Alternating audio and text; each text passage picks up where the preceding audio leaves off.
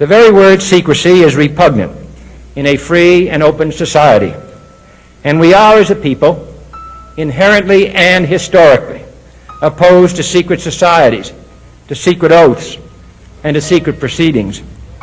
We decided long ago that the dangers of excessive and unwarranted concealment of pertinent facts far outweighed the dangers which are cited to justify it. Even today, there is little value in opposing the threat of a closed society by imitating its arbitrary restrictions. Even today, there is little value in ensuring the survival of our nation if our traditions do not survive with it. And there is very grave danger that an announced need for increased security will be seized upon by those anxious to expand its meaning to the very limits of official censorship and concealment. That I do not intend to permit to the extent that it's in my control. And no official of my administration, whether his rank is high or low, civilian or military, should interpret my words here tonight as an excuse to censor the news, to stifle dissent, to cover up our mistakes, or to withhold from the press and the public the facts they deserve to know. For we are opposed around the world by a monolithic and ruthless conspiracy that relies primarily on covert means for expanding its sphere of influence, on infiltration instead of invasion, on subversion instead of elections, on intimidation instead of free choice, on guerrillas by night instead of armies by day.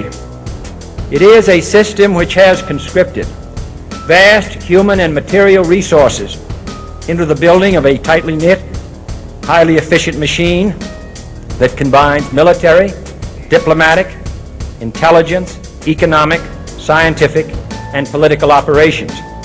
Its preparations are concealed, not published. Its mistakes are buried, not headlined.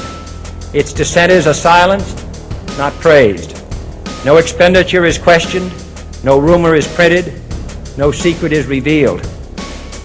No president should fear public scrutiny of his program, for from that scrutiny comes understanding, and from that understanding comes support or opposition, and both are necessary. I am not asking your newspapers to support an administration, but I am asking your help in the tremendous task of informing and alerting the American people. For I have complete confidence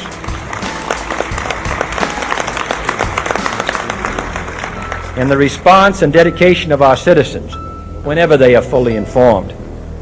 I not only could not stifle controversy among your readers, I welcome it. This administration intends to be candid about its errors. For as a wise man once said, an error doesn't become a mistake until you refuse to correct it. We intend to accept full responsibility for our errors, and we expect you to point them out when we miss them.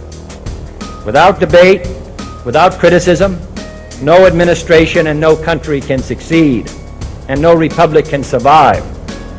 That is why the Athenian lawmaker Solon decreed it a crime for any citizen to shrink from controversy.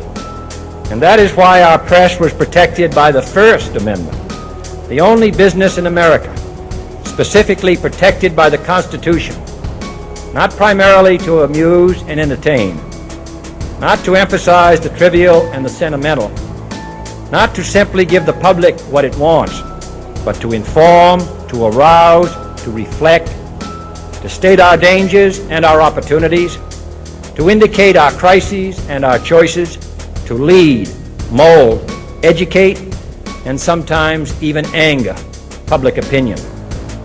This means greater coverage and analysis of international news, for it is no longer far away and foreign, but close at hand and local.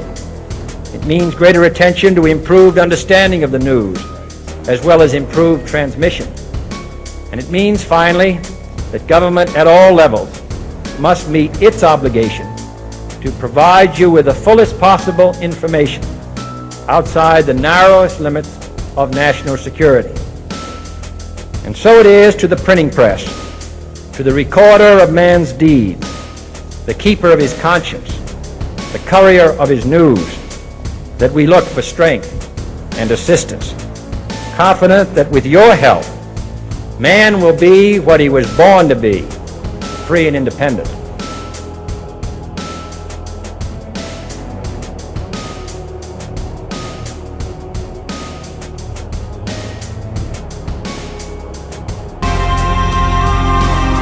Are you kidding me?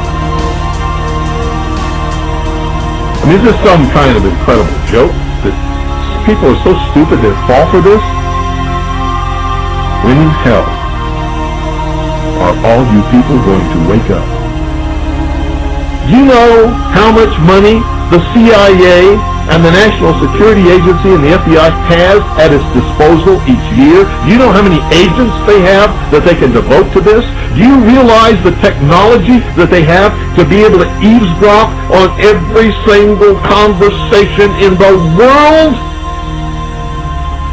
You have no idea, ladies and gentlemen. I'm going to tell you right now that whatever you perceive to be the state of the art of technology, any technology in the civilian sector, in the secret, ladies and gentlemen, they are at least, very bare minimum, 50 to 100 years ahead, beyond what you can even imagine.